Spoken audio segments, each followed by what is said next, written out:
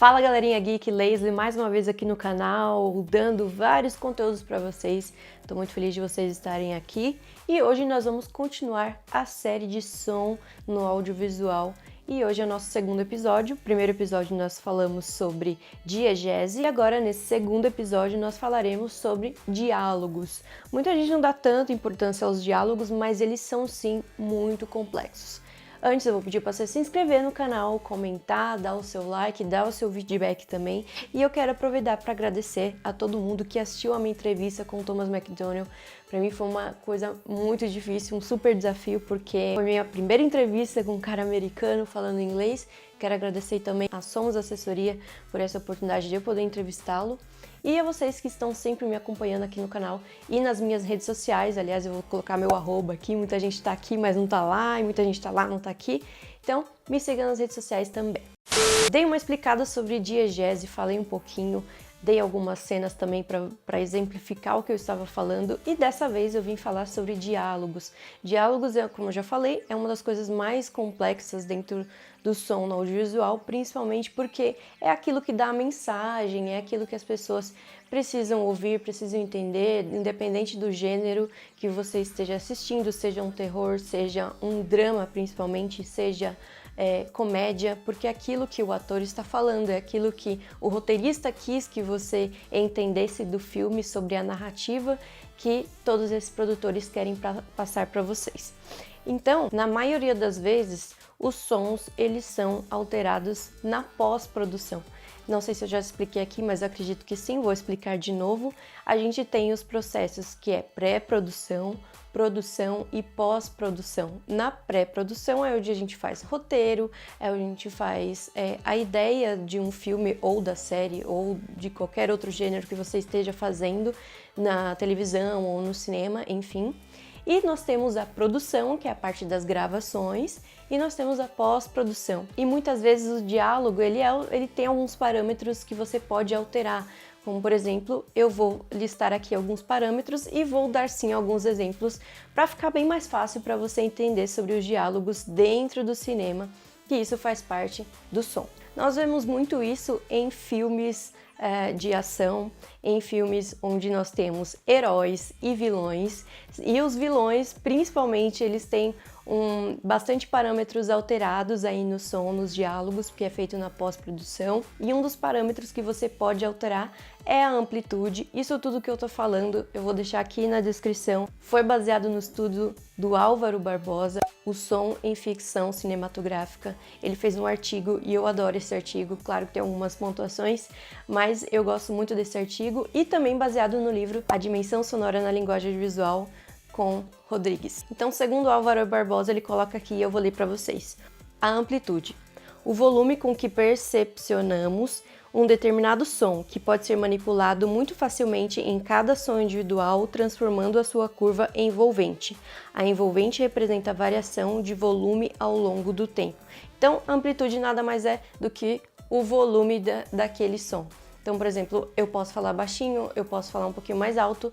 Às vezes, dentro de uma gravação, o ator ele fala um pouco mais baixo. Então, você consegue alterar esse parâmetro depois na pós-produção, aumentando o volume da fala desse ator ou da atriz. Aliás, eu vou dar um exemplo aqui, eu vou voltar a ser atriz aqui agora. Então, a edição, coloca aí, vou falar bem baixinho e a edição vai aumentar um pouquinho. Coloca aí, edição. Olá pessoal, tudo bem? Eu sou a Leslie do Todas Geek. Outro parâmetro que pode ser mudado é a tonalidade. Sim, nós podemos mudar a tonalidade. Como que a gente muda essa tonalidade? Existem alguns software que é usado em pós-produção. A gente em música usa bastante Pro Tools, Logic, Ableton Live é mais para uma coisa ao vivo.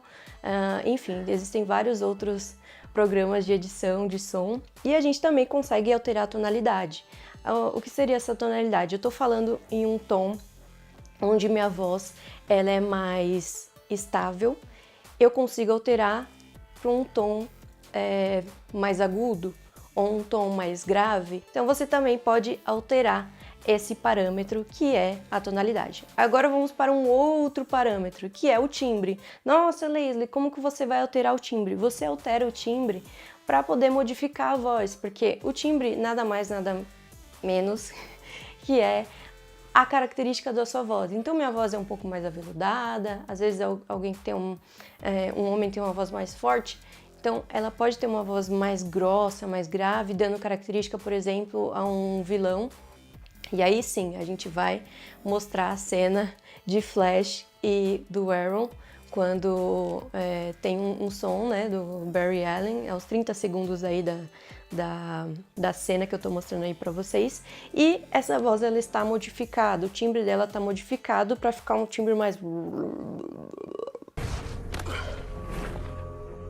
Give me the girl! Not gonna do that, Robin Hood. Make it a big mistake. I'll take my chances. Barry, change of venue. Birdman and Oliver are at 54th and Motor now. Hurry! On my way! Entenderam? Nós temos o rádio para Barry e nós temos também a alteração do timbre de voz do Arrow. Por que que a gente altera o timbre de voz do Arrow? Porque o Arrow normal é tipo assim, né? O Superman só é reconhecido por causa quando ele tira o óculos, né? Mas na verdade tem toda uma história por trás das narrativas de heróis. E no caso do Arrow, se as pessoas ouvissem ele falando como herói de um jeito normal, as pessoas perceberiam quem ele era. E é por isso que os sound designers alteram esse parâmetro para que ele fica imperceptível. Claro que nós sabemos que é muito fácil, então nós temos que distinguir a voz do Oliver Queen, que é ele normal, sem ser herói, e a voz do Arrow, que é um pouquinho mais modificada. Entenderam isso? Isso é uma coisa muito legal que você pode usar de vários recursos no seu curta-metragem, no seu longa ou em qualquer outra produção que você for fazer. Claro que eu tô falando de umas coisas mais fantasiosas, no caso eu coloquei uma cena aqui de Arrow, do crossover com o Flash, então você vai ver bastante isso em filmes de herói. Agora nós temos também uma coisa muito legal que eu adoro, é sobre espacialização. Os sound designers, eles adoram fazer com que você esteja numa tela imersiva, principalmente dentro de um cinema. E isso é bacana porque aquela experiência de você estar dentro do filme, ela passa a ser bem real, porque o som ele faz com que você esteja no mesmo ambiente do que aqueles personagens estão. Então, nós temos várias tecnologias que ajudam nessa experiência, mas por isso que às vezes quando a gente fala assim pra você assistir tal filme no cinema, é por conta dessa experiência da imersão, que é uma coisa super legal que a Linda Hutton fala dentro do livro Uma Teoria da Adaptação, que eu já expliquei também, já mostrei pra vocês um pouquinho, acho que no meu primeiro vídeo, vou deixar o card aqui também pra vocês assistirem sobre adaptações, e ela fala da imersão. Então, quanto mais a gente está imersivo na narrativa, mais aquela experiência passa a ser mais aconchegante para o espectador. Então, o som ele tem uma grande vantagem porque ele pode te fazer colocar dentro de um buraco, sentar no buraco. Ele pode te fazer colocar num espaço sem nunca ter ido para o espaço. Então, por isso que existe essa categoria de premiação dentro do Oscar, dentro do BAFTA, dentro de, enfim, várias premiações do cinema, porque é muito difícil você fazer uma mixagem, que na verdade eu vou explicar para vocês o que é a mixagem, é um processo da pós-produção, onde você equilibra os instrumentos, os diálogos, a trilha sonora, os efeitos sonoros, e você consegue fazer essa alteração dentro da pós-produção, fazendo isso nos diálogos, certo? E um outro ponto é uma coisa muito simples que vocês já viram várias vezes aqui no vídeo, que o meu editor adora fazer isso, que é quando você fala e aí você aumenta ou diminui a duração da sua fala. E você vai ver isso agora, porque o meu editor com certeza vai colocar isso agora, eu falando um pouquinho mais rápido para vocês entenderem o que é esse parâmetro dentro do som no audiovisual. Esse daí é o mais simples, você pode fazer mais lento. Eu tô falando agora e a voz vai ficando mais lenta. Por que que vai aumentando ou diminuindo? Porque eu altero esse parâmetro, mas consigo também alterar um pouco o timbre, né? Isso é normal. Quando você aumenta a velocidade, você faz com que a voz seja um pouquinho mais aguda. E quando você diminui a velocidade, fica mais lenta, claro, mas também fica um pouco mais grave, que fica aquela voz assim, entendeu? E, ao contrário disso, você começa a falar um pouquinho mais agudo. ok? Esses são os parâmetros que as pessoas podem alterar dentro da pós-produção de diálogo. Claro, em uma novela, por exemplo, é mais difícil, porque você está fazendo isso toda hora, então vamos colocar em uma novela ou uma sitcom que você tem que gravar todo dia e tem que às vezes ir pro ar pro mesmo dia ou pro dia seguinte, então fazer isso na pós-produção gasta muito e demanda muito mais tempo do que fazer isso em um filme, por exemplo. Então, mostrei aqui um pouquinho dos diálogos para vocês, espero que vocês tenham entendido e no próximo vídeo, no terceiro episódio, eu vou falar sobre efeitos sonoros.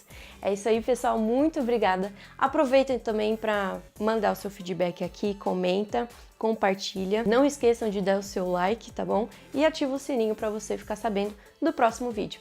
É isso aí, pessoal, muito obrigada.